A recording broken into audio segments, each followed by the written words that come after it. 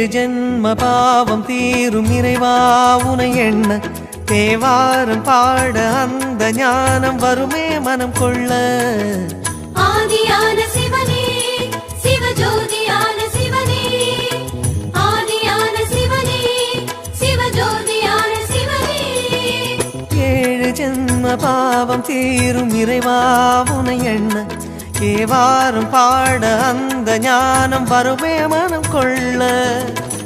தாழும் நிலை வாராமல் காப்பவன் நீதானே, வாழும் வழி சொல்பவனே வள்ளல் பெருமானே, அண்ணாமலையானே அன்பின் பொருள் நீயே, அருணாச்சல சிவனே ஆற்றல் வடிவோனே, சக்தியின் கலையாய் பக்தியின் நிலையாய் தோன்றும் சுடரோனே, உண்ணாமுலையின்